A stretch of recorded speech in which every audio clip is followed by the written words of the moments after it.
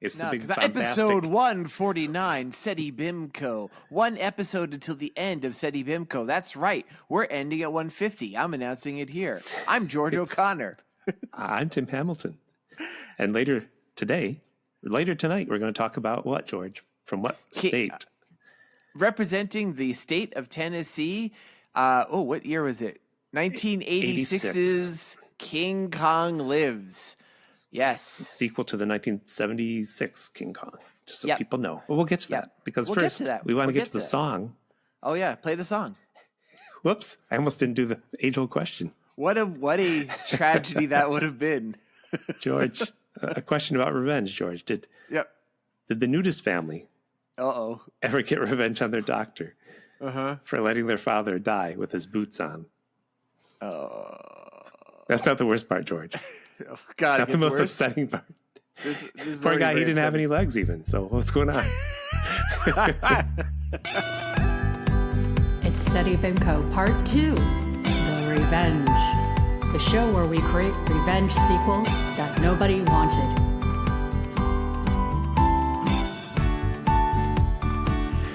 Seddy Bimco Part 2, The Revenge. We make revenge sequels. You don't have to. Yep, 2 movies that never had them before. That too. Tim, that was a pretty good... it's not the first time you've done the old bait and switch with like the introduction of a character having shoes but no feet. So it's a classic. Joke. It's always a winner. It is. It's like, it works. Where do you think the shoes were? Was he doing like a chili peppers sort of thing? Was it on was it on his head? I leave that to your imagination. Okay. People are picturing naked families now. Did he have a problem? Maybe he had family's like, where are my slippers? Maybe he had feet and no legs. Maybe they grew out all over his body at weird intervals. Yeah. So Tim, I have a question before we get any further. Any further? I have been away for, I'm not sure how long it's just been. 1 week for you. Just 1 week. Okay. How goes our battle with rival podcast Bat and Spider in the meantime? Oh, they're. I heard they said a lot of insulting things about us. Did they actually? Yeah, I'm going to say. Wait, Tim, do they actually know that this is a battle yet? I think they know. On the Discord, I heard something. Okay. Because remember, Bat and Spider, we're coming for you. We're tired of your laid-back sleepiness, and we're going to bring our high energy, talking over each other, just whatever we do, and we're going to crush you utterly. Yeah, they're. I hope they're not doing a rope-a-dope though, where we think we got them and they come back swinging. That's entirely possible. Entirely. I've often been taken by surprise. I've thrown off Tim. No, I say I'm often taken by surprise. Well, there's nothing else to talk about. There is, though. You sent me like 17 different revenge stories. You gave up quick. He sent me a story he found. I sent him a story I found. Then he sent me an old story about gorillas escaping. A true story about a gorilla escaping from a zoo and carrying off a woman. Then I sent him a forum where people were talking about, can apes interbreed with humans? That was upsetting. And that was upsetting. And some fucking Nimrod's like, well, probably not gorillas, but your best bet would be a bonobo. And everyone's like, what is this bonobo fucker doing here? But what you're actually forgetting, Tim, is earlier in the week, because I'm assuming you were in one of your states. One of your states, happiness. You sent a story about a man who had revenge on his own nose, or vice versa. Or mothers everywhere. Oh, no, mothers everywhere got revenge on him. On us. On us? Mothers everywhere got revenge on us. There was a story. On us as Seddy Bimco? People, when they were children, George. Do you know what I'm saying? No. Mothers Explain the story. Always like, don't pick your nose. You'll dig your brain out, like Eric Trump. Oh, zing. This is why we're a good podcast. If you're listening to Seddy Bimco for the first time, strap yourself in, because this is the sort of humor that we bring. This is going to be an amazing episode. It's going to be the best episode ever. Second to last episode ever, even. Well, a man picked his nose so much that he ruptured an artery and had to have surgery. Yeah. Didn't wake for 3 days, if I recall. Wow. That's upsetting. I didn't know there were arteries in your nose. I didn't know that either. Yeah. So yeah, somehow that was a story about revenge where his, I guess, mothers everywhere. Tim, I have a question. Follow up. They're like calling everybody saying, told you so. You ever see that thing that some people do where they actually pick their kid's nose and make them eat it? No, I've never. That doesn't exist. Are you kidding me? No, Tim. This doesn't exist. True story. People are going to turn off this podcast now. People already have turned off this podcast. Is this an episode of Bat and Spider I missed? Oh. I've seen it. I've seen it several times over my life, especially used to see it in New York a lot back in like the 90s. There were certain people who would they'd have like these babies and they just I guess it was a way to build up their tolerance for stuff. Yeah, Tim is in cold sweats and I remember being in the subway and seeing this young mother do it to her baby and like my skeleton wanted to jump out of my body. It was awful. Oof, it was. Hey, George, this is a great time to hear from another podcast you may want to listen to. Hello, and this is an advert for Retrospection. It's the podcast that we do. We do a podcast? Yeah, we discuss the film and TV that we grew up with and see if it still holds up for us today. Oh, what kind of stuff do we cover? Anything, really. We've chatted about carry-on films, Bond, Hammer Studios, Knight Rider, The Professionals, including TV annuals, music, and nude action figures. Nude? Don't think about it. Well, that sounds great. And is Retrospection available at all the usual good podcast stores? And the bad ones. Well, an irreverent podcast about film and TV sounds like something I really should be downloading. You're in it. I am? Well, that's news to me. But I have one question. Yeah? Who are you? Well, what am I doing here? How does this work? Nurse. What are podcasts? Nurse, it's happening again. Why is the moon made of cheese? It's happening again. Benedictine? I bet he does. And we're back, George. Okay, you want to do Tennessee facts? Yeah. All right. So, as you all maybe know, I'm assuming you... Oh, Seddy Bimco is on a tour of the 50 nifty United States. Yep. And we are doing a movie that is representative of each state. We've got listeners in Australia. They're learning about America. Oh, God, they're learning. And we're sorry, Australia. You can hate us. Yeah, you should. Australia, you're doing right if you dislike us. We're nearing the end, and so we're down to I think we're maybe like 5 or 6 states. Yep. Today was Tennessee's turn. Tennessee is the 16th state to join our union. It joined the union on June 1st, 1796. Lucky 16. Yep. It was the last state to secede to the Confederacy, and then after we kicked their ass in the Civil War, it was the first of the former Confederate states to rejoin. Oh. Apparently, it's apparently because the state was in itself in a bit of a civil war, with the western and middle parts supporting the Confederacy and the east part being like in Union. But that's facts, and we don't have interest in facts. What are we, Bat and Spider? No. You're always telling me facts. Yeah, but you like my facts when they're stupid. That was just you. I saw your eyes glaze over, like he's talking politics. I like history. Nah. The capital of Tennessee is Nashville, but its biggest city is Memphis. The entirety of the state has a population of somewhere around 7 million people, which is it's more than Brooklyn, but it's less than New York City. So suck it, Tennessee. Wow, A lot of music. It is known as good segue because it's known as the birthplace of the blues and the home of country. It's also called the volunteer state. Yep. Volunteer. Yeah, I know. There was a joke I was going to make there and I realized I forgot to. So just, I don't know. People on. are volunteering to get out of there. Its official animal is the raccoon. Its official bird is the mockingbird. It's where Martin Luther King Jr. was assassinated. That's not great. No, it's where Elvis died in the toilet in Graceland. I feel better about that. Who took care of his pets? The turkey called Waffles. Wow, reference to past episode. Which episode was that to? Was that Mississippi? Yeah, Mississippi's own Elvis. Even Mississippi, a state so bad that Elvis was like, "Oh, I'm moving out of here," and he moved to Graceland where he died of an impacted colon on a drug overdose or something. I don't know. Elvis dies bad. Elvis, that guy. I don't think I've ever seen a person less equipped for fame than Elvis. It is the home of Dollywood. Oh, it is. Yep. There is also a full-scale replica of the Parthenon in Nashville. You've told me this. I haven't seen that. Full scale. Yeah, it's full scale. Yeah. Isn't that weird? That's weird. Yeah. The Jack Daniels Distillery is in Lynchburg, Tennessee. Mm-hmm. And despite being a pretty fucking red state, that's where Al Gore comes from. Hmm. Yeah. He created the internet, so we're using right now. Tim, it's so funny you said that because that was going to be my joke. Uh-oh. We've been hanging out too long. over We have the same shitty couple references. All right. That's a new reference. That's brand new. Never been used. You're right. Is this the first time Al Gore has reared his head on? Wow. Welcome to the podcast, Al Gore. Al Gore, if the real Al Gore, if you're listening, please write to us at Seddy Bimco, @gmail.com. Tell us how much you like us more than Bat and Spider. Yes. Yeah. We're what the internet was made for. Yeah, exactly. Odd laws. This is the promise. Odd laws. Ooh, odd laws. Not doing the state seal first? No. That's boring. Yeah, okay, these are real. These are real. Are they real, Tim, or did you do your due diligence? I don't know. It is illegal to import or sell live skunks in Tennessee. So, but presumably not dead skunks. It's always in the details. Yeah. It's illegal for a bike to carry more than the number of people it's designed for. This seems like an anti-clown law of some sort.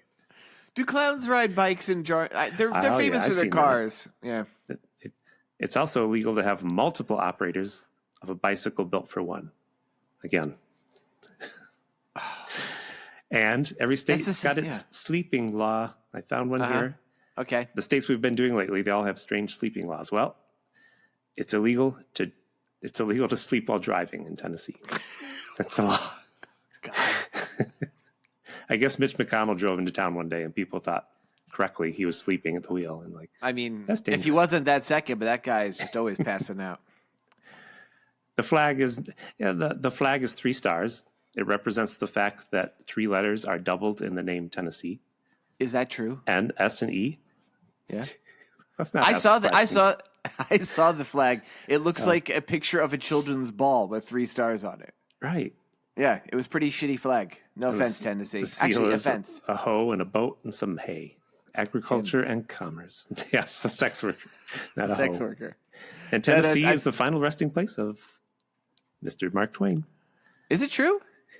I feel like there's like 5 or 6 states you've claimed. When Mark Twain died, buried in Dollyland, I think. Did they actually cut him into pieces and mail him all across the United States? Yes, that's what happened. Okay, that makes sense. His mustache is in Dollyland. Oh, that's cool. Dollywood, actually. Oh, Dollywood. Sorry. It's a pun. It's a pun to sound like Hollywood. I get it. Did we mention that Dolly Parton created what that? did I say? You said Dollyland. Oh, Dollyland. That's a pun to be like Disneyland. Oh. What if the two... Yeah. All right. Let's see. I have a couple last facts. I thought this was going to be a great episode. It already is the worst ever. The first elevator in Tennessee was in 1870 in the Maxwell House Hotel in Nashville. And yes, that is where the coffee comes from. Ooh. Apparently, supposedly the story goes, no less a figure than Teddy Roosevelt complimented the coffee at this hotel, saying it was good to the last drop. And that's where the whole thing comes from. You read that? Yeah. Although now, of course, it's one of those things that's contested. People are like, did he really he probably say said, coffee, bully. Yeah. That didn't work. Nope. Then let's see. The first streetcar in Tennessee was the South Nashville Street Railroad. It was pulled by mules in 1866 and went electric in 1889, same year as Jimi Hendrix. Was born? No, it went electric. They always talk about Jimi Hendrix going, wait, is it? No, it's Hendrix is the one who goes electric. Bob Dylan, same person. That's a big deal. So do you want me to cut that joke out or re-edit it? No, it? keep it in. I think it's better people know I can't tell the difference between Bob Dylan and Jimi Hendrix. And cryptids. This one. Okay, so, I always try to find which monsters come from each state. Tennessee had I'm going to mention a few that didn't quite make the cut, and these are all real ones listed. There's the Tennessee Terror. Well, George, if you're mentioning them, then they made the cut. Shut up. There's an official one coming up. All right. So the ones that didn't make the cut to be the official one, but are just runners up. Gotcha. The Tennessee Terror, which was a sea serpent in the Tennessee River, you see the problem there already, was eventually determined to probably be a large catfish they renamed Catzilla. Oh, there was something called... Do you really? I do. I remember Catzilla. Is that recent? Yeah. I don't know. I know it's like 100 years old. Tim revealed his real age, everybody. I don't know. Could be. It'd have to be recent-ish because didn't Godzilla only come out in 1950? So yeah. I mean, there was something called the White Bluff Screamer, which was a scream they heard from the White Bluff. That was Elvis. Pretty much that was it. Yeah, it was Elvis. There's something called the not deer. And the not deer is described as looking like a deer, but it's not a deer. But it's not. Yeah, it's just, and there's an unsettling feeling when you view this deer that is not a deer. You're like, that's something weird about that deer. It's called the not deer. There's pages of information about the not deer. Wow. I think it's just people eating mushrooms and then seeing deers. And then the final, this one is actually a great segue into our movie. Okay. There were reports of a giant gorilla stalking through the wilderness of Tennessee. He just escaped from the zoo?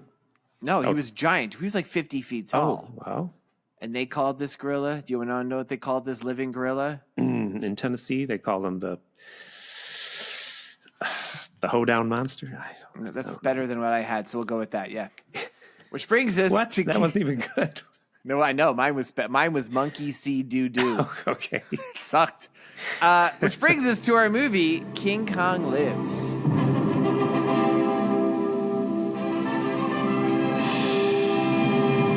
1986's own. 86, that's 9 years after Star Wars changed the world, as I like to point out for every movie we watch.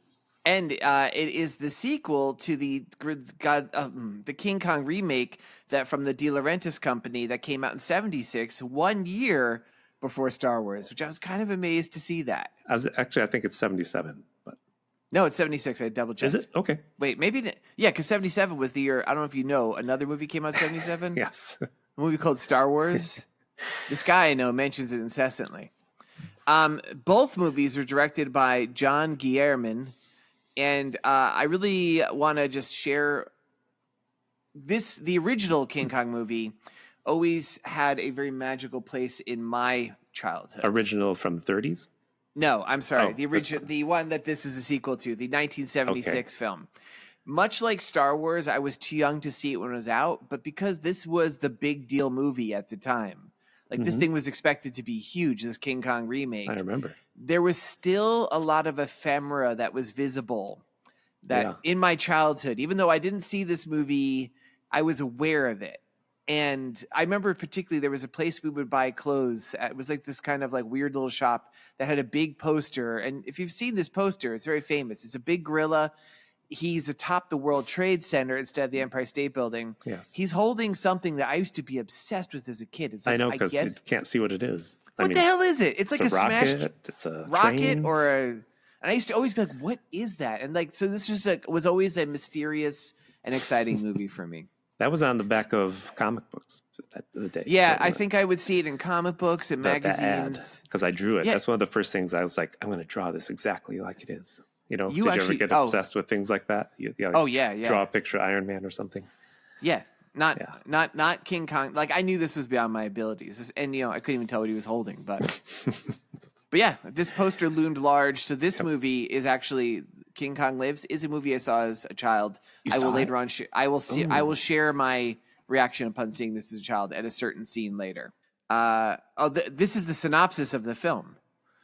That. Yeah, Kong falls from the Twin Towers, and he appears to be alive, but his heart is failing. So it's replaced with an artificial one. All is well until he senses that there's a female Kong somewhere out there and escapes wreaking havoc. That's the official bit that's on IMDb, but I found a better quote from John Ashton, who plays the head of the army in this movie. Archie Nevitt. Yeah. Is this character. Good job. He said, the movie is about Kong, about special effects, about Jeeps being blown up. Yes.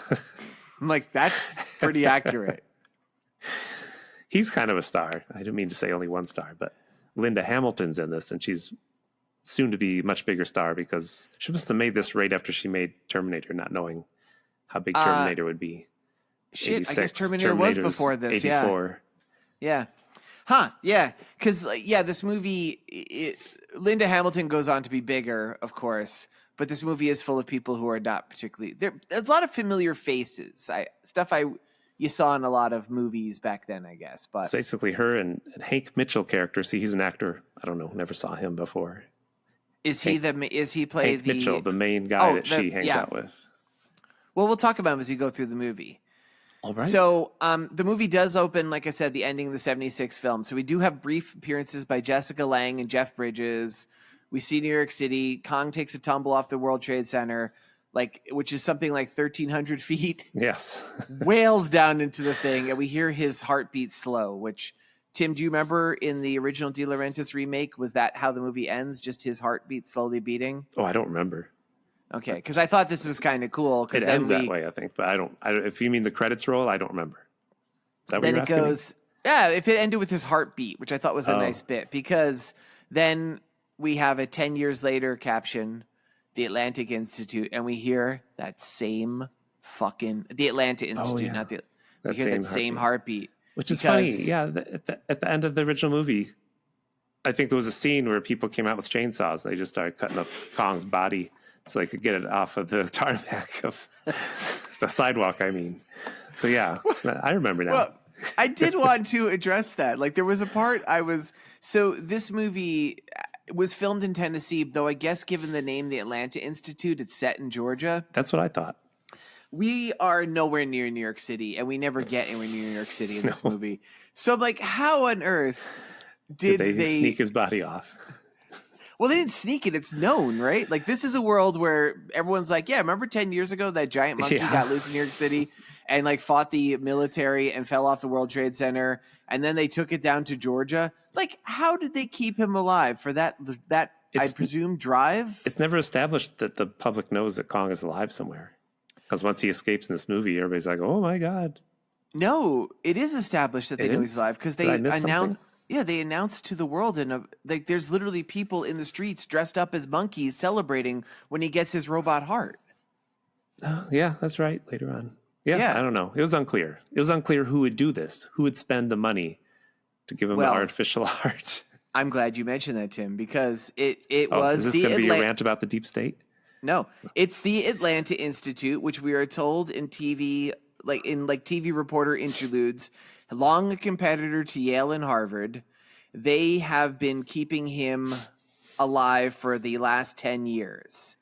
And they are going to put in a brand new Linda Hamilton, who is the head primatologist / heart surgeon on this, is going to implant a new giant titanium heart into Kong, because that's what's wrong with him. Yeah. Turns out, if you were a 50-foot gorilla who falls off the World Trade Center, it just hurts your heart.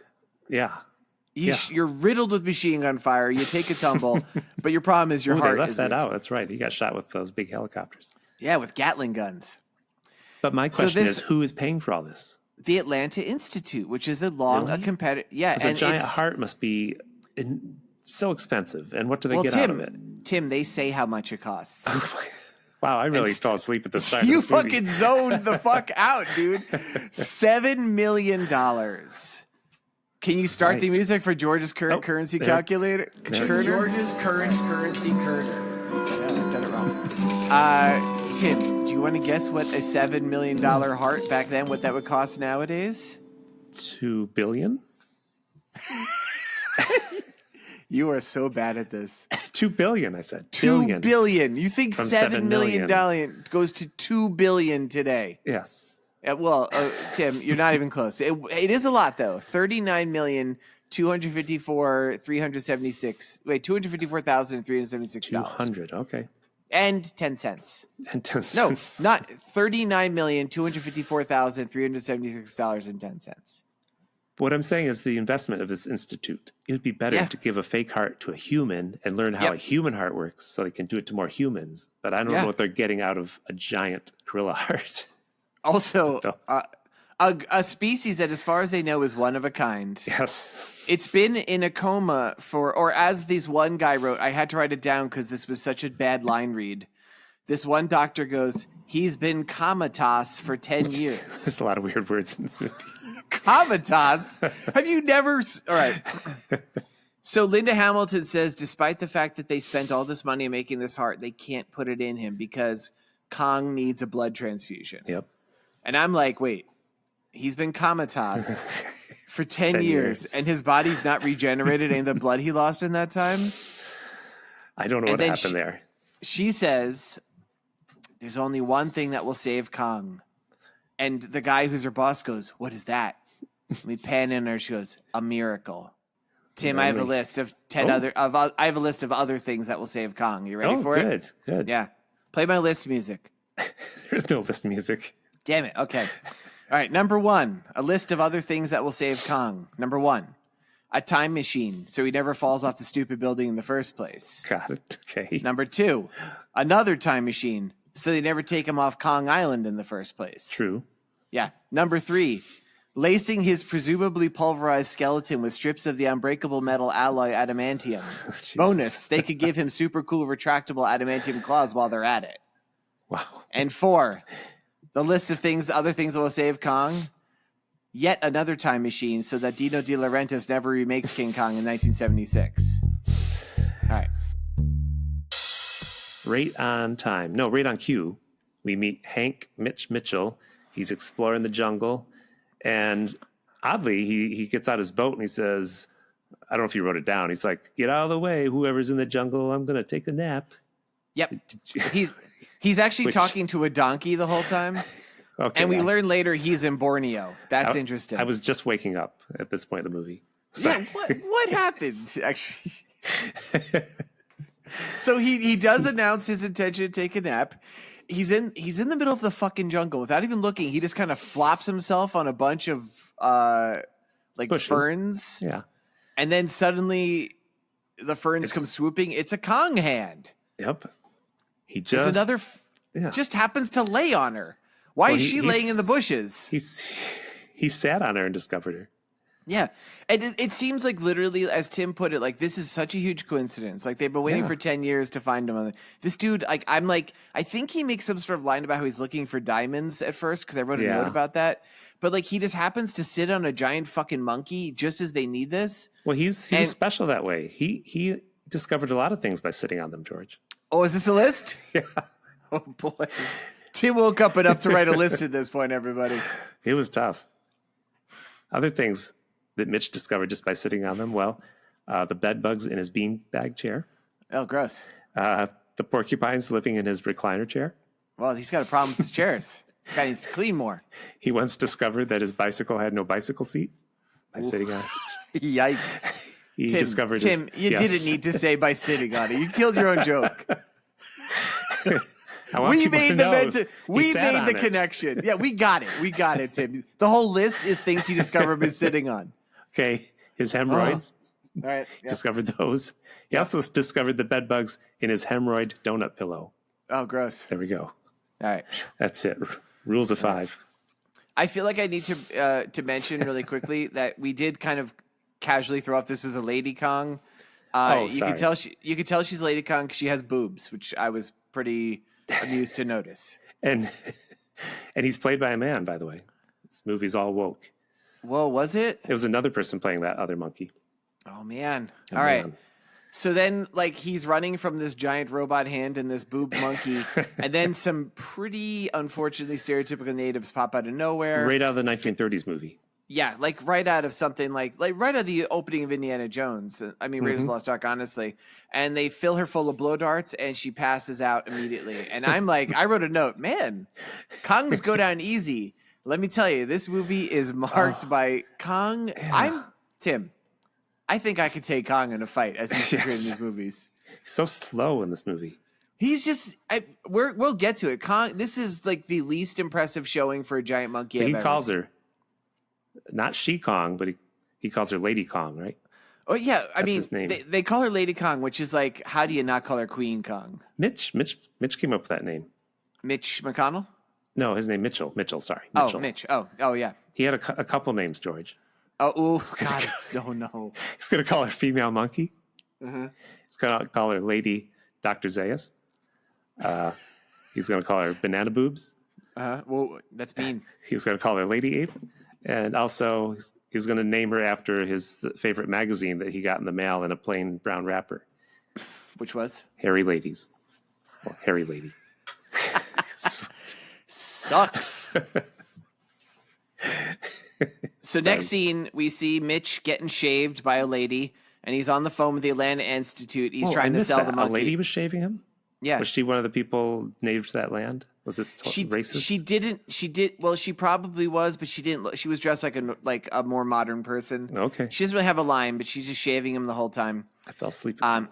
Yeah, Tim, what were you on Bat and Spider or something? You're so sleepy. I hated this movie. was like, Wait, really? And I saw it was an hour 45. I'm like, oh my God. Let me take a nap here. It was an hour 45? I think I saw that, yeah, on the readout. Okay. So he's on the Atlanta Institute trying to sell the Lady Monkey. 45 minutes that, by the way, 45 minutes that time is watching Kong's heart transplant operation. But we'll get to that. We'll get to that. Holy shit. The scientists at the Atlanta Institute are fucking stunned that it's a lady monkey. And I'm like, you understand how biology works, right? If there's a big Kong boy, there's probably a big Kong lady. And Linda Hamilton's the doctor. She's like, no, ladies are trouble. She has the best line I've ever heard in any movie. Which one was that? We are not lancing a hemorrhoid. We're replacing a heart. Oh, that's right. If he finds out it's a woman, he's going to get all ornery and uppity, and we can't have that. Wow. And so somehow they agree to make the deal because, like, the only place that they could get money, like the only place they could get blood transfusion for a giant monkey is another giant monkey. So I do want to mention this is Mitchell.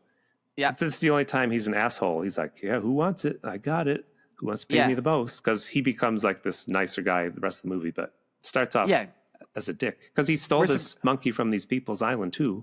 Yeah. You know, well, no, this is an island. This is Borneo. But he took it from them. He takes it. Yep. He left the island and he gave all the natives blankets infected with measles even. So, Tim. RFK Jr. sends his regards, he says. Suckers. Keeping it topical. Yeah, more topical lately. The Atlanta Institute agrees to advance him $10,000. He's like, oh boy. He goes, oh boy. Can you start the music for George's current currency Kerner? George's current currency Kerner. You humiliated yourself earlier. Do you want to take a guess what $10,000 has the buying power of today? 60,000. Oh my God, Tim. I got it. $56,077.68. Shut the show down. Yeah, that's why we're ending next week. There's no reason to go on. Yay. Next scene we see Lady Kong is in a giant airplane, all strapped in. She's landing in Georgia. She's kind of smiling funny at Mitch Hamilton, which I'm like, oh, that's clever. They're doing an inversion where the Lady Kong likes the guy. He's blonde, so I have a theory that monkeys like blondes for some reason. Fucking woke movie. The monkey makes the stupidest sounds. And one guy says, I think the monkey's in love with you. They really hammer it home. Yeah. And he gets all defensive, too. Like, when they're, like, unloading her, he's like, take it easy. You're dealing with the lady. I know. And then they do the blood transfusion. And then the blood transfusion happens. We don't see it. She just looks tired because now Kong has enough blood in him. And this is the, like, 45-minute scene Tim mentioned where it's, like, a heart transplant. Oh, my God. We didn't need to see that. No, it's like, I get that the filmmaker was trying to do some sort of suspense by making this like this scene fraught with peril, but like it's such a silly scene. There's like 20 doctors there, and they're using giant surgery tools, like 3 people holding a scalpel, sort of shit. And it's like Linda Hamilton. Like I'm like, man, she tried her best, but like it was her having to like. This heart is enormous. It's way bigger than a person. So like they're like a first, car. Yeah, they're doing all the scenes. They're cutting and they take out Kong's old heart with like a giant claw machine, like you see in an arcade. Yep. And it's just going. They put it over in this pin, and you heard a bunch of dogs barking. Yeah, you can see that. What a weird joke, too. I like it. And then they're like trying to lower the robot heart in, and they kind of drop it, and blah blah blah. It just goes on and on. Well, you know what, George? List. Sorry. No, go on. Go with your list. I have a list of movies, surgical scenes, more interesting than this one. Mm-hmm. Okay. I got the 5-minute procedure to put the clock heart necklace on the Tin Man's chest because first, the Munchkin doctor, he tried to give him, the Tin Man, a grandfather clock with a tiny heart in it. And that clock fell over and killed 5 Munchkins. And that, you know what that Dr. Munchkin did? He hanged himself? He hanged himself. You can see him in the back of the movie. Oh, this is good. That was a long walk. That was way too long. Tim. The other operation. Okay, you got to start editing. Oh, I edit this all the time. Oh, no. Oh, there was the operation to remove Grandpa Joe's vestigial tail in Willy Wonka. Vestigial? Vestigial. Vestigial. Yeah. It's like the Virgin Mary, right? Yes. Wow. Tim, before we go any further, I have to know, how many lists am I looking at here? I think that's it. Come on. Is it? Okay. I remember this movie being so boring that it was like pulling teeth. There's I'm nothing. going to accuse you of not characters are so remembering this movie at dull. all. This movie you don't remember at all. So eventually they get the heart back in the Wait, monk. my last And- surgery. Rules of Oh, three, there- George. Rules of Oh. three. I thought you said you were done. In Return of the Jedi, when they removed all logic from the opening Han Solo rescue segment of the movie. Oh man, take that, fucking George Lucas. You know that opening sequence, like they have a plan, but what was their plan? Everything goes I don't- wrong till the it end, goes- and they all wink yeah. at each other like, all right, our plan we came sh- together. We sure are good at plans. You and I have not spoken about that, but I'm on the record on many places, including my former other podcast, Hypothetical Island. Mm-hmm. You get me wind up, I will go off on Return of the Jedi. I'm not a fan of that movie. No. That movie is stupid and bad. Yep. We all kind of love it because it's part of the Star. The first two Star Wars movies are very good. We all And love the Ewoks. It takes a fucking nosedive off in Return of the Jedi and doesn't recover until Rogue One. So then True. literally there's people, remember, like, people do know about Kong because, like, we see the streets of Tennessee are filled with people like dressed up as monkeys cheering. There's Are you literally sure a they line, weren't celebrating Planet of the Apes movies? Come on. How yeah, do we because know? they literally have the reporters saying people are going bananas in the street for Kong. That's right. I have notes here that they thought it was more popular than Paul Simon's Graceland, more popular than Peter Gabriel's So album, more popular than the Cosby Show. I just Are have these all notes here. things? Are these all things from 1986, or are you Yeah. just making old references? Come on, didn't you buy Peter Gabriel's So album, 1986? Yeah, but like, I don't know. all right. Oh, Tim, do we have to end this podcast? We have to end it one episode before 150.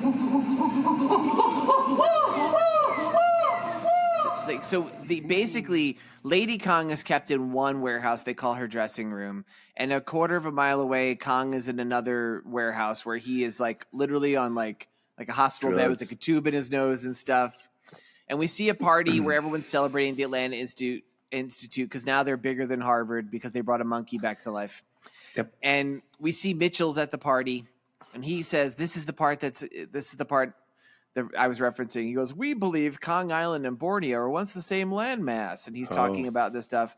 And somebody asked her where Linda Hamilton is. She goes, you don't need me. You have Indiana Jones, referring to him. And I just include that because I like Indiana Jones. Oh, I thought this was going to be your childhood trauma moment.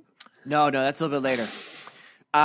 Linda Hamilton is there. We learn it's 3 days later. She's with Kong. He wakes up and he immediately starts moving his mouth. And one of the doctors goes, I wrote nerd, that horny son of a bitch.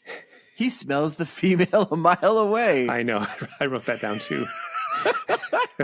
And Lady Kong's making dumb noises, and Kong's making dumb noises. Tim, I would love it if you could actually play the noises because they were like so obviously just a guy going, Okay. it's so. The You sound just did design.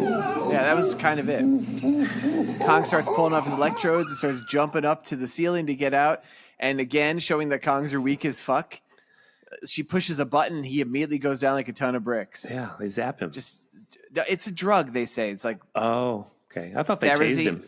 yeah, you would think because he falls out so easy. But Kong, we learn in this movie, is so susceptible to being knocked out. It's just like it's kind of like listening to an episode of Bat and Spider. It's like you can't. That's how they knocked him out once, right? They played an episode. They said like this show won't exist for decades yet, but listen to these smooth stylings. All right, It's a prototype. Well, what I have here is about they want to put chains on the lady ape. Is that where we're at? maybe. Because they want to move her to a new compound. They're going to move her further away because it's too far, and so they're all trying to like move Lady Kong. Mitch is there, getting all upset, and they're like, "That's not the way to treat her." Oh, it's a mess. Everybody in this movie is a mess. Did you see? They're just. I don't know. Well, they're doing this. They're moving the one Kong. Well, meanwhile, they left King Kong, the original giant monkey, with one fucking guard watching him. Yeah. Knowing that he's in danger of waking up and going into some sort of mating frenzy. And of course he does. And this guard is just like a moron. This guard His radio doesn't even work. Yeah, they don't even give him like a working. He's watching this monkey get up and pulling off its chains, and he's like, You know why his radio didn't work though? He'd taken the batteries out. No, he just was always taking the batteries out and putting them in his fleshlight. So his radio didn't work. One of these days we're gonna have to see. I always thought fleshlights operated under your own power. One of these days we're gonna have to. Can we use the Seddy Bimco slush fund to buy us a couple fleshlights? Okay. We'll look into that. Yep. So Kong, there's another great line. The guard yells, "Chief!" The other monkey. Oh no, he yells, "Tarnation!" Isn't that what he said? He finally gets through to them, and they yell, "Chief!" The other monkey's gone ape shit. How do you? I get the temptation to put that line in a movie, but how does somebody in the editing process not be like, is that a little too obvious? We already had the people episode. Go bananas in the streets. Do we really need to have the ape shit line? I have no banana jokes in this. No banana jokes. No, whatever. I have one banana joke. It's coming up. So speaking of bananas, they tried to drug her with bananas. They're literally throwing bananas at Lady Kong to knock her out. It's she won't eat them. She won't eat bananas. So she does break free. Is that what happens? She doesn't. Kong jumps through the skylight of his place, breaks into her warehouse. The two of them lock eyes, and you're like, whoa. This confused me. So they're in a giant hangar, to describe this to viewers, listeners. Just everybody panics and they get in their cars and run into each other. Did you notice? I wrote, this is the part I write, that he walks to her in slow motion while cars flip for some reason. It's like the guy said, this is a movie about cars flipping. It's just like Kong's walking. We're in a warehouse and there's all these people in pickup trucks right around just crashing and flipping. That's why you can't drive when you're asleep in Nashville, because that's how they drive when they're awake. It was because of this movie. Yes, this was the movie that said, you had too many sleeping people driving into those monkeys. Wow. Yeah. They run away, right? Yeah, they Kong frees her. They smile dumbly at each other. They really smile. It's pretty upsetting. The humans try to fight him with bulldozers. He kicks them. They're going to shoot him, and Mitchell drives a truck into the army so they can't shoot him because he's Mitchell's now kind of more a hero protecting her. Yeah, because I think he's in love with Lady Kong. Yeah. Who King Kong carries away like the way you would carry your wife over a threshold in the 1950s. Right. And they just walk into the woods. Do you think? Yeah. I don't know why I'm thinking this. Let's hear. But they had Kong all these years. What would they do to preserve? They would, preserve his sperm if they want to have more, don't you think? Why would they spend all this money, the heart, just take his sperm? They got tanks of sperm somewhere. That's what I'm saying. Now, they did not do it. They would not do it.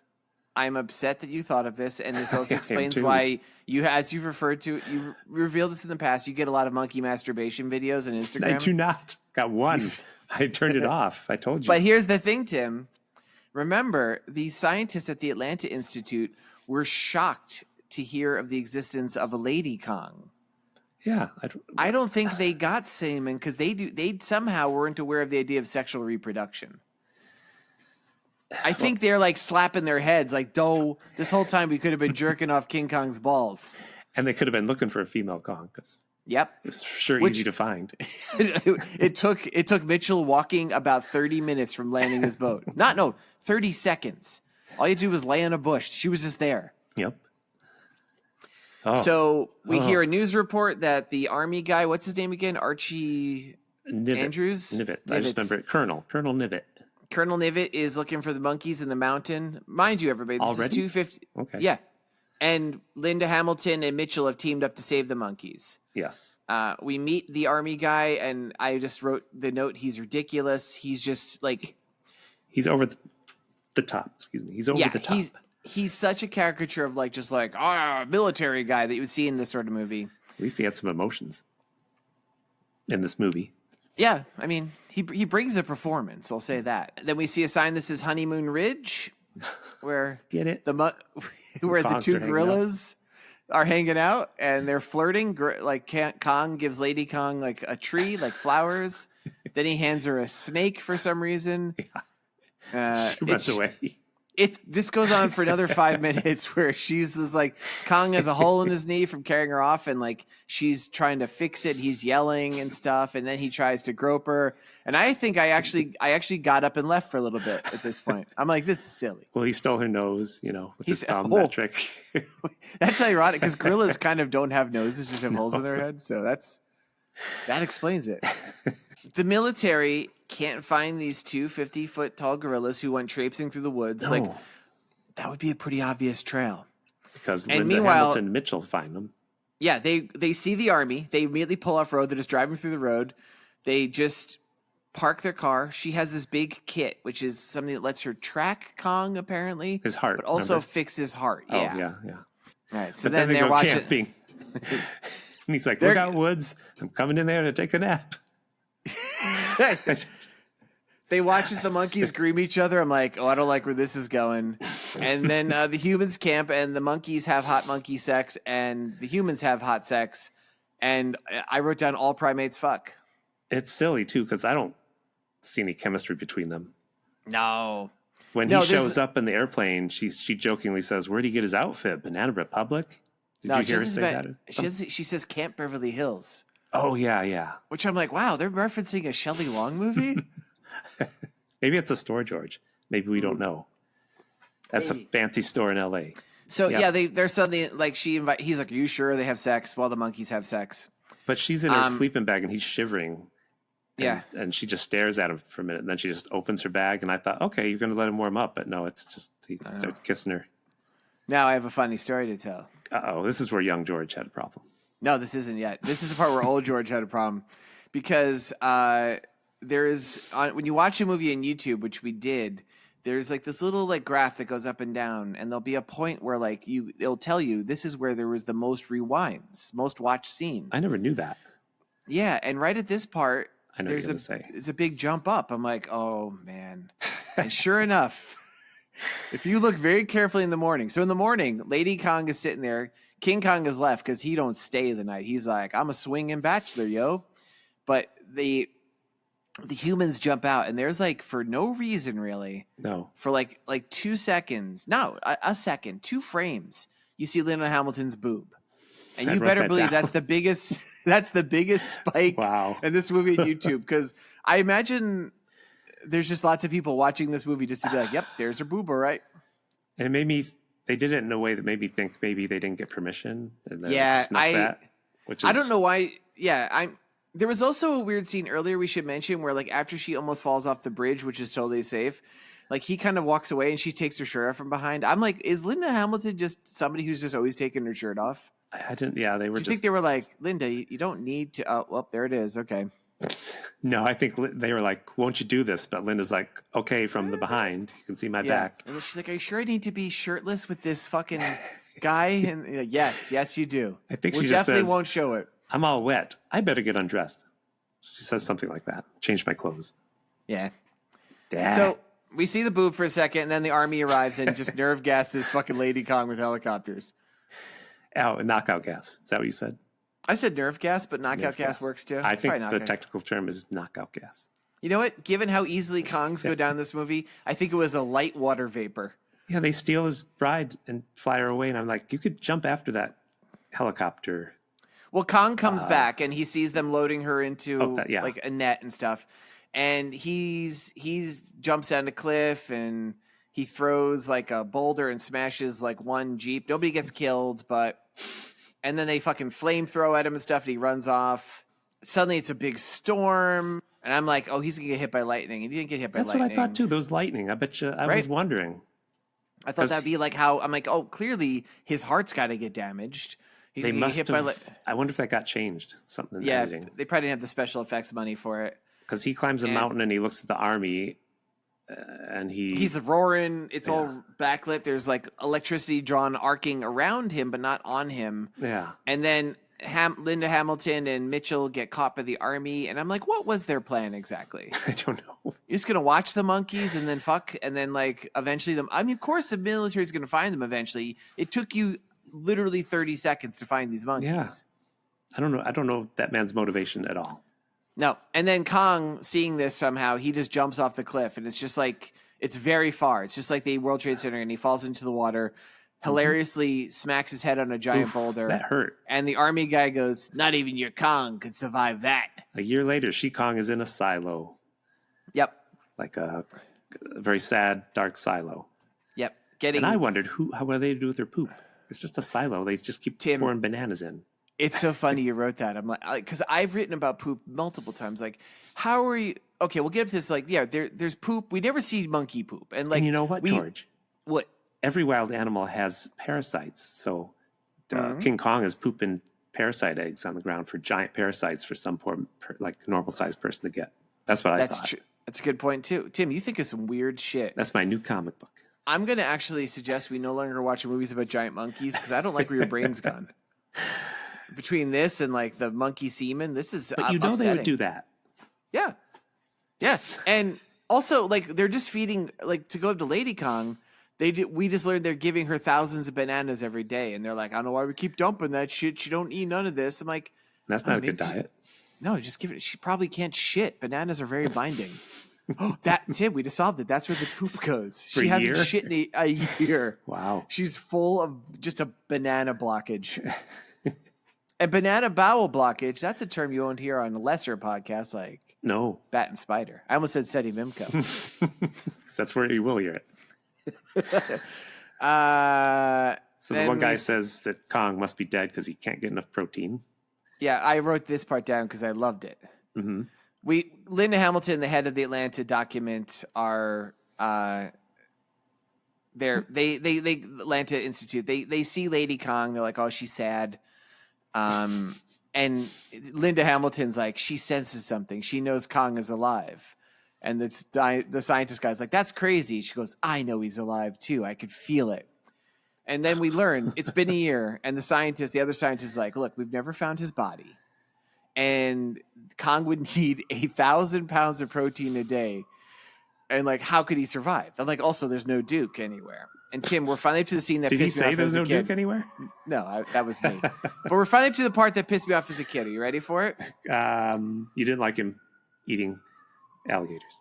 Well, it was actually, so I was very young when I saw this. I saw this movie when it first came out, right? Mm-hmm. I don't think I saw it in theaters, but as soon as it appeared on cable or whatever. And we cut from the scene immediately to we see Kong, who is still alive and is living somewhere where there's lots of alligators. And apparently he gets that 1,000 pounds of protein a day by eating alligators, which is like, first off, there's no alligators left after like a year of this, but it is so obviously transparent that the man in the monkey suit is picking up baby alligators. Yes. And then they cut to close-ups of adult alligators, and then we see him eating the baby alligators again. Now, even as a small child seeing this movie, I was like, are you trying to convince me? Like, baby alligators look nothing like adult alligators. No. They have giant bulbous eyes. They have little tiny stub noses. They're actually kind of adorable. They have that thing where a lot of animals do where they're cute in order so the parents will take care of them. Yep. And then they cut, like, I'm like, do you really think that we as the viewing public are so stupid we can't see a difference between these baby alligators? You couldn't even make a rubber alligator for them to eat? Did you get up and run away? As a kid, I think I left watching this movie at that point. And I remember telling my friends at school in the playground about how stupid it was. And I was so offended. Like this, so come on. What happened to your friends? What did they do to you? They stopped talking to me. They went into the other side of the playground and ignored me. I yelled angrily into the air. That was me the day after I saw what, the Zapruder film? Incredible Hulk premiere episode. That was me going to school. I just had to go to school and say, his name's Bruce Banner, not David Banner. And it was a big explosion, wasn't that chair? And I didn't even see Rick Jones there. No. Let's see. Mitchell arrives back from Borneo, where he's been securing a deal to buy 10,000 acres of land as a reserve for the Kongs. They got so for much money. $1.3 million. The Atlanta Institute will do it. Tim, last George's currency. Okay. What do you think? You did good. Your first guess was out of the water. Second one, you pretty much nailed it. Tim, $1.3 million in 1986. What is that the equivalent of today? 12 million. You were so good. $7,290,000, $98.42. That was close. Yep. I don't like the number 7. You don't? No. You skipped that when you were growing up too, right? I did. Yeah. Yeah, you just went from like, I'm 6 to 8. I don't even do 7. That's because you saw 7, 8, 9, right? Yep. That's a great joke. Best joke on Seddy Bimco. Mitchell and Linda Hamilton drive to the army base where they have Lady Kong. He runs in to try to free her. He gets immediately beaten up. It's delightful. By the army. Yeah, the army just beats her up. It seems like the army reserves for this big threat, too. It's just like some tanks, some jeeps. The army helicopters. is beyond inept in this film. Yeah, like they're always leaving like one guy to guard them and stuff. We cut to night, and at this point I noticed like there's been a lot of nighttime scenes of like monkeys watching the moon and stuff. Mm-hmm. Did you notice it's always the full moon in this movie? It's always the full moon. Maybe it's that one night. We see a young couple in a house in the suburbs about to fuck, and Kong looks in. Oh, this is Kong doing funny stuff. I don't know if you noticed. Yeah, this was ridiculous. Looks at these teenagers. Did he say to his girlfriend, "You have bedroom eyes"? Yep. Yeah. I almost wrote that down. I'm like, Wow.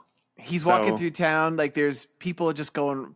There's pickup trucks again, just tearing all over the place. There's a gorilla. They all get in their cars and run into each other. Willy nilly. No, not away from the monkey. He's zipping around its legs. This old guy, like who looks like he's from a Boggy Creek movie, comes out. He's just firing his gun randomly in the air. Oh, they so get in stupid. boats. I saw him getting boats. One guy tries to fly. He grabs a couple feathers and flaps his hands. Doesn't work. One guy gets on his bicycle and realizes there's no bicycle seat. And he goes, "Oh no!" And because there's no seat, Tim, what happens? It goes up his butt. And he turns around. He goes, "I went to sit in the seat, but there was no seat, and now it's under my butt." But he pedaled anyway. He went faster. Ran into a guy on roller skates who was trying to get away. Who was that guy in roller skates was being blown down the street by General Zod from Superman 2. Yes. I remember him. Man, it's Tim. This is our worst episode yet. No, you mentioned Superman 2. That makes it That's good. True. Let's see, with the armies. The army hires drunk hunters, by the way. You didn't know they don't hire them. No, the drunk hunters are just doing it. They're literally like, "What is this, Deliverance?" And they come up to these guys like, "Are those guns loaded?" And they go, "Yes, sir. And so are we." And they start shooting in the air like fucking Yosemite Sam. They didn't hire them though, huh? No, because they're doing it. They're just out there doing this. It's like we're in Jaws territory when all the locals are trying to capture the shark. Meanwhile, if you capture the ape, we'll award you with a special license that lets you legally drive while sleeping. And they go, and bananas. Yeah, bananas. So Hamilton and Mitch are flying in an airplane, and Mitch can fly too, because he can fly, I guess. Yeah, they immediately spot Kong's enormous tracks, which I'm like, that makes sense. Yeah, he's a 50-foot tall gorilla walk through town, and the poop, and he leaves giant piles of poop because he eats 1,000 pounds of alligators a day. Then we see some yokels who are out hunting King Kong. They see him. They're stunned at how big he is, even though you think this guy was, in New York City 10 years ago. You probably saw footage before. But they blow up a cliff on King Kong, and he's buried up to his neck in rubble. Yeah, that's a lot of I'm like, wow. So again, also, like, King Kong is now taken down by, like, gas. He's taken down by 4 hicks. Hillbillies. So the hillbillies start taking photos in front of his head, and they pour booze in his mouth. He spits it out. Yep. 3 of the 4 goobers are like, "Let's start torturing this giant monkey." And the one guy's like, "Look, if you're going to kill the monkey, you should kill the monkey. But don't do that." I know. I'm like, that guy at least. They take come a torch. On, this reminds me of the time I raped Ned Beatty. Whoa. Did you? Sexually assaulted Ned Beatty. Okay, I want to get that because I'm pretty sure you said Ned Baby. I said Ned Beatty. So they pick up 3 of the 4 guys. They threaten to kill the one guy. Just for being nice. Just for being like not a monster. They burn Kong with a stick, and he immediately explodes from the rubble. Yep. Killing 2 of them. Pretty cool. He rips one of the dudes in half, and then grabs the other one and just eats him, and then cartoonishly picks his teeth afterwards. He takes the hat out. Was that what that was? Yes, You didn't see it said MAGA? Yeah. Topical. Need some more Kongs in the world. And suddenly, I wrote down, suddenly Kong has searing gas pain, but I think it's actually his heart is not working because he's been buried in rubble. Yes. Isn't it now more funny ape shit that goes on? We got comical stuff, or is there more before that? That's where my notes are. There's some more stuff because first, Hamilton's tracking him with the robo kit, and he's right in front of him. She's like, his heart is crippled. We need to fix it, and she tries to set the device to calibrate, and then Kong steps on it. Yep. And she goes accidentally, and she's like, I couldn't complete the sequence. His heart won't last the day. And then they find the bodies of the two hunters that weren't eaten, and she goes, well, Kong, you've killed now. There's nothing else to stop them from killing you. Tim, my final list. Okay. They should just hit those bodies. I would have. Kong did. Yeah, actually, they should have. You're right. Tim, my final list. Yes. Things that would stop them from killing Kong. Number 1, asking very nicely to not kill Kong. Number 2, asking rather rudely to not kill Kong. Gotcha. Number 3, lacing his presumably pulverized skeleton with strips of the unbreakable metal alloy adamantium. Bonus, give him super cool retractable adamantium claws while you're at it. And the number 4 way they could stop them from killing Kong? Okay. Slipping a few bananas across their right palms, if you know what I'm saying. There's my banana joke. So now the army's... It's good jokes. The army's racing along, and a order comes in. They yell to the captain, orders from DC, capture, don't kill. And the captain's like, what channel is that order coming in on? Alpha, sir. And he goes, well, that channel's malfunctioning. Yep. So for reasons we never really understand. Yeah, why does he want to kill this monkey so bad? He didn't kill any army men yet, did he? He hasn't. No. As far as he knows, he's killed nobody yet because the only people who know about the bodies are Linda Hamilton and Mitch. So this guy just has an anger on for the monkey. And they do earlier say that he's mad he had to spend a year in Tennessee, watching the stupid monkey. But you're going to murder the monkey over this? Yeah, you could also just capture the monkey and then get move to wherever the monkey is. Get transcendental meditation with the monkey. So here's some of the silly stuff. Yeah, we see Kong destroying a sports car. Yeah. He's on a golf course. He gets hit in the head with a golf ball. And these guys look like they're from Caddyshack. They're dressed just like they just run away. A gopher comes out of the ground and does a little dance, and some Kenny Loggins music plays. He looks up and he gets hit in the face with the debris of the Challenger space shuttle as it's coming down. Right. Wow. Then he wanders into Chernobyl and he causes the reactor to melt down. Folks at home, I bet you Tim just sat there with a open tab on his computer. What happened in 1986? He's like, "Yow, this is gold." Current events. I wrote down Lady Kong mopes. Army guys do army stuff. Hamilton and Mitchell fly over in the plane to maybe rescue Lady Kong somehow. They fly to the base. Meanwhile, the soldiers confront Kong. He jumps out of the ground again and is throwing dirt at them. They tried to show him do something. Yeah. He kind of hides like a cat. Yeah, and he jumps up and throws dirt, and he's just throwing dirt at the camera. It's just a lot of dirt. Yeah. And Nevitz shouts, "You son of a bitch." Big action moment. Is that when he kills him? No, he's mad because he's killed the soldiers. Later. He's actually killed soldiers now, yeah. Thrown the jeeps around and stuff.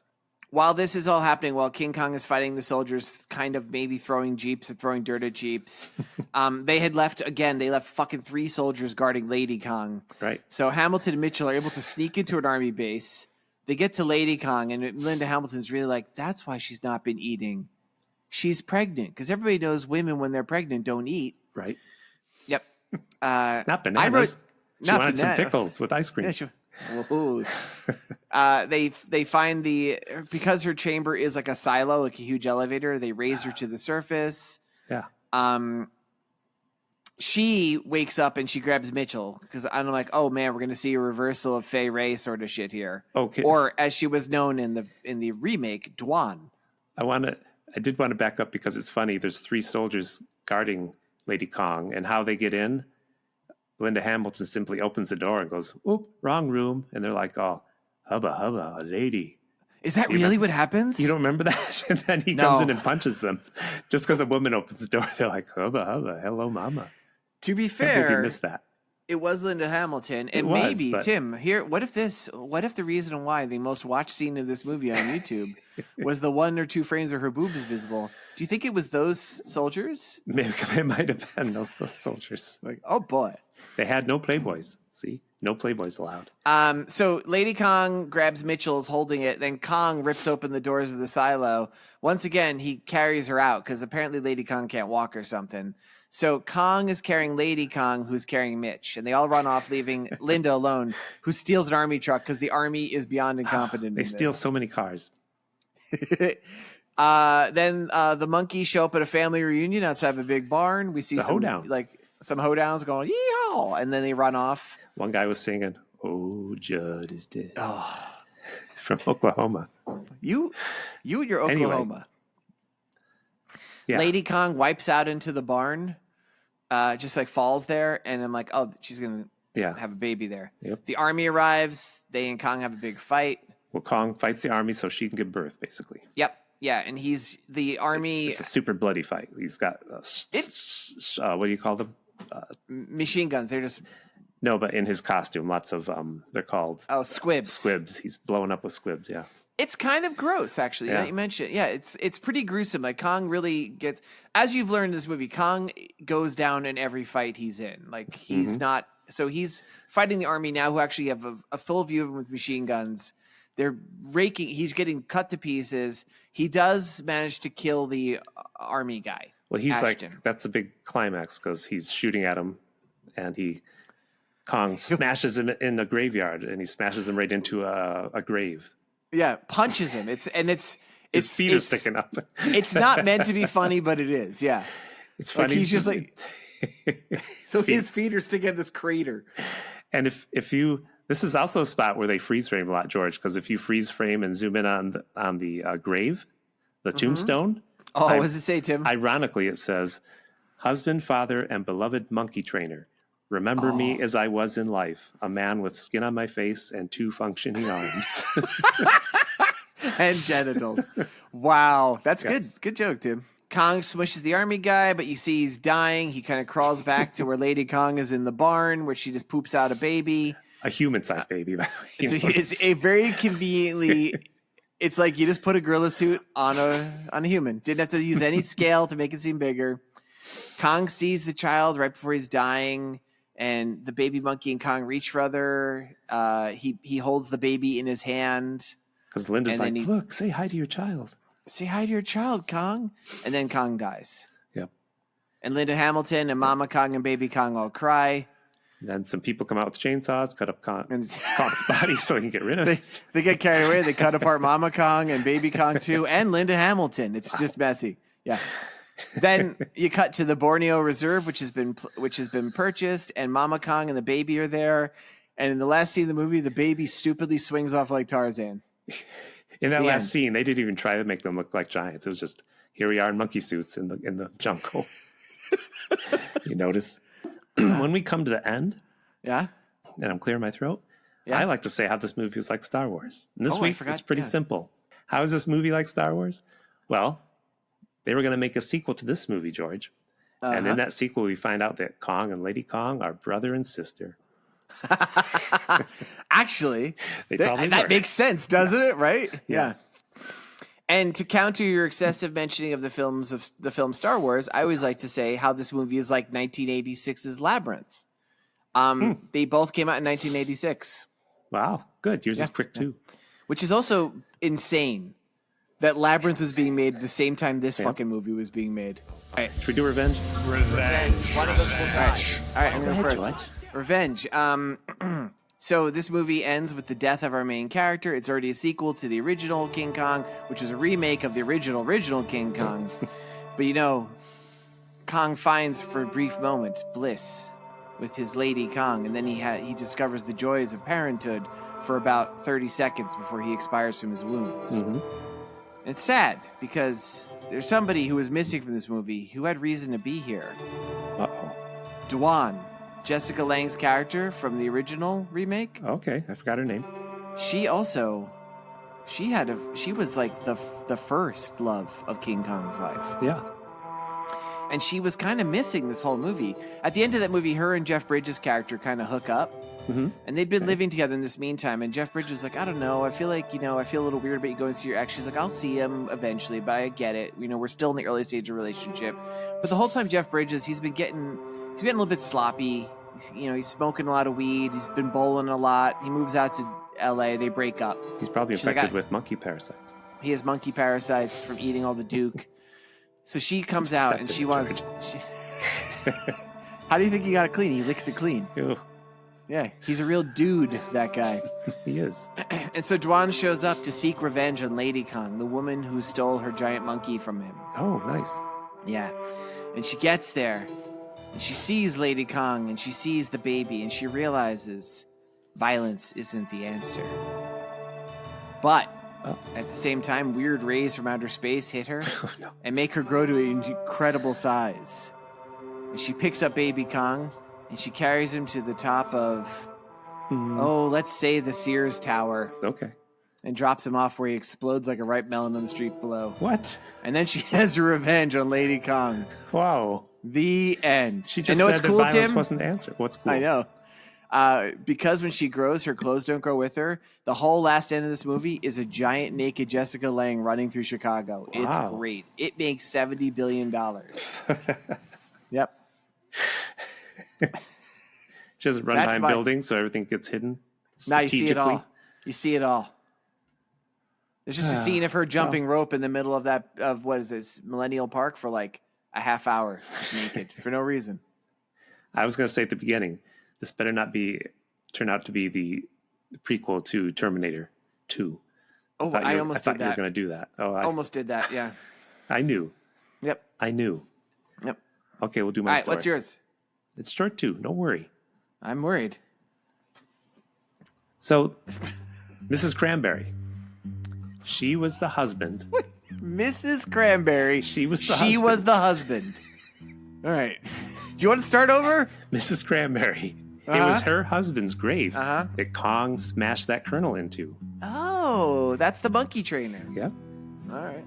And she gets a fine in the mail for having a soldier in her husband's grave. It's illegal in Georgia to have more than one person in a grave. Good thing this movie was actually filmed in Tennessee. Well, it's happening in Georgia, in the fantasy world. We don't know where it's happening. Yeah. So she goes to the county clerk's office to complain. And the lady who's there says, well, you need to talk to the military about this one, Mrs. Cranberry. Ooh, good voice work. I'll try to do a different voice. You see, they say they have a lot of paperwork to fill out before they can move the kernel out of your husband's grave. So she goes to the military base and she complains. And the military says, well, we'd love to fill out the paperwork to get the kernel out of your husband's grave, but there's a paper shortage. We have like 2 pieces of paper left and we need to conserve them. So Mrs. Cranberry... Question, Tim. Yeah? Does that include toilet paper? Yes, 2 pieces. Wow, it's rough.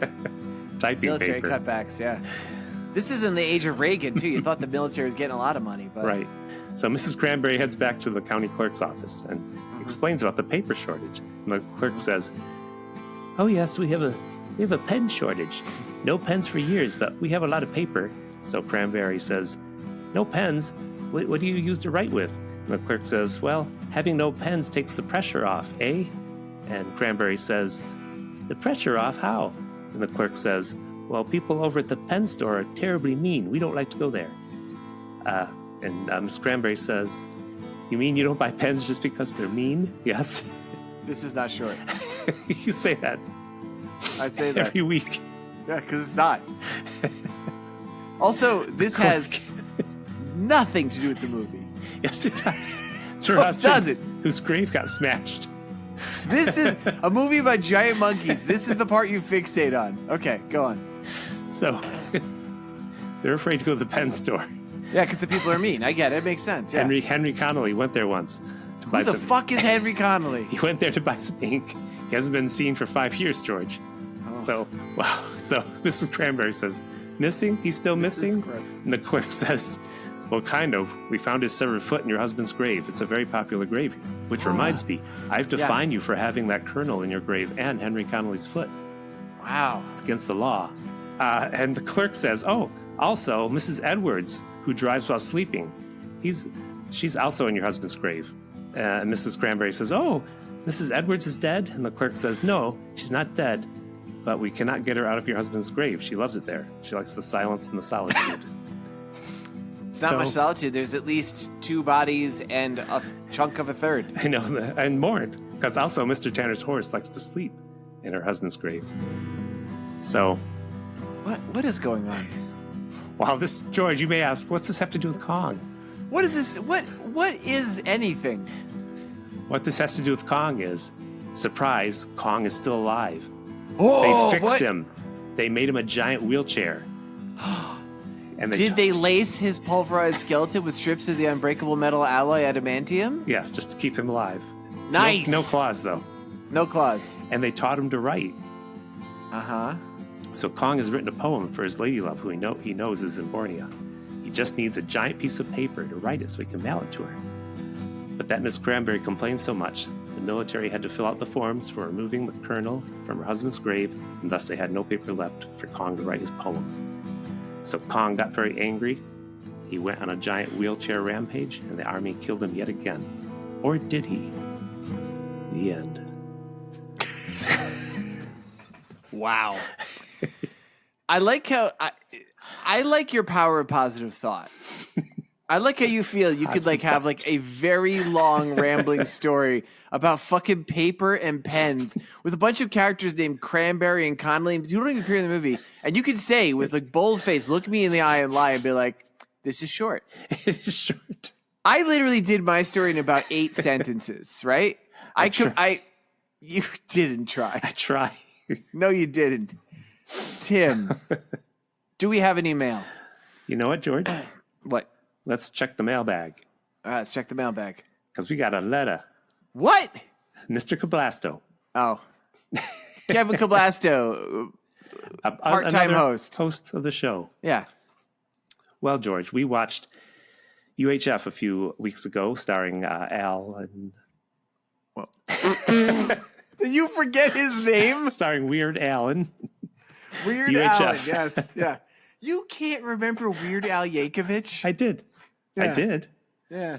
So in that movie, there's a character who is buying animals and had a pet show. And when they bring him badgers, he says, badgers, we don't need no stinking badgers. And we wondered, what's that originally from? So I think this letter is talking about that. Didn't we say it's from The Good, the Bad, and the Ugly? Well, it says, Timberly and Georgie. The badgers, we don't need no stinking badgers line parodied in the movie UHF and covered in your episode is in fact not from The Good, the Bad, and the Ugly. It's not. The majority of the public knows 1974's Blazing Saddles, in which the character says that. The majority of the public probably knows it. Yeah. Blazing Saddles. Badges, we don't need no stinking badges, which is in reference to where it originally appeared in the 1948 film The Treasure of Sierra Madre. Sierra Madre. Wow. Or Sierra Madre. Or Sierra Madre, as Tim... But with the exact quote being, badges, we ain't got no badges. We don't need no badges. I don't have to show you any stinking badges. And then he says, Luke, I am your father, and play it again, Sam. And then he hangs a munchkin. That being said, it's not a spaghetti Western, but instead a neo-Western, so I wouldn't know anything about it. Yours in Christ, Kevin Cablasto. We should mention Kevin Cablasto comes to us. He is the host of the part-time podcast Freddy and Spaghetti, where they do reviews of Freddy Krueger movies and spaghetti westerns. It's a good listen. You should go listen to it. It's certainly better than this podcast. Yeah. Yep. But you know what? As bad as we are, Tim, you know who we are better than? Bat and Spider. Bat and Spider, yeah. Oh, we got another letter from the Alabama Take. Oh, really? Oh, my gosh. A podcast that I listen to. George does not. I do. I should listen. How dare you say that? I listen to them more than you do. Says, hey, Tim and George, you gentlemen had me laughing this week. What? And then when you got to my email, when I didn't suspect you'd read it on the podcast, I laughed even more. I had no idea I sounded vaguely British at first listen, because you have mentioned in the past you think their voices sound a bit British. Every single time I hear him speak for the first sentence, I'm like, British? Even though I know damn well The whole podcast identity is predicated on him being from Alabama. He sounds super British to me. I don't understand. I think you insulted him. No, I think. Well, okay, yeah. You know what? I'm sorry. Britain's not the shining city. I mean, shining country in the hill it used to be. But Well, it's shiny now. Who are you comparing it to? that's true. Yeah. He continues, I may have to read some Shakespeare, of which I'm a big fan, believe it or not, for you all when I visit my old hometown, as that's when my accent really thickens up. So I would love I to hear appreciate you that. guys, and hope all is well. Take care. Blaine Duncan is his name. Nice. Thanks, Blaine. Yeah, I would Thank you, actually, Blaine. I would love to hear you do a good old Shakespearean monologue. I think you'd kill it. Yeah, I think so. Next week, George, is the gigantic, humongous 150th episode. Final episode of Seddy Bimco. And you'll be here, right? Yeah. Okay. Yeah. I'll totally be here. You've been What's so the busy. movie? You've been so busy. I took over the planning. Even though I tried, I was like, "You want to do a fun movie where they race across the states?" And you're like, "No." Nope. You were like, "No" to everything I suggested. So I'm just going to do Washington, Washington. All named right. after our first president and owner of a lot of slaves, only one of which got away. George Washington. Why do you cough like that? I read the book. Yep. I read the book. You want to know why she ran away? Oh, we don't have time for this. Next week. Washington. Yeah. It'll be Washington facts. I'm sure that'll be 90% what you talk about next week. Tim, what's the movie? All right, George. Next week. What did you hate when you read comic books as a kid when they got to issue 100 or 150? Is it the same thing I hated? Extrasized? No, often they interrupted what I enjoyed as a story for like, oh, Captain America's here, the Avengers are here, the Hulk is here, and usually I'm like, yeah, they didn't need to be here. It just like got in the way of the story. I like you just hated did that the guest stars, is what you're saying. because it usually sucked. Okay. Sometimes it didn't. Sometimes a writer ended a big storyline. Sounds like Next you are. week, Washington State, George. Uh-huh. The movie's called This Is Cougar Country. It's on YouTube. This is Cougar Country. Now, George, Is it Yes. because next week I have quizzes, I have lists, I have puzzles, we have maybe some guests. So this movie's a half hour long. I like that. It's all about a woman at Washington State University writing her grandfather about what school is like now in 1972. Not like when he was there in the Civil War. Join us next week for 150. Absolutely surprised. 150 No episodes. podcast of has ever this. done this before. 150 episodes. Certainly not Bat and Spider. No. They skipped right over 150. I think they were both asleep that episode. All right. All right. Dear God. That's right. Let's say goodbye. Goodbye. Goodbye, everybody.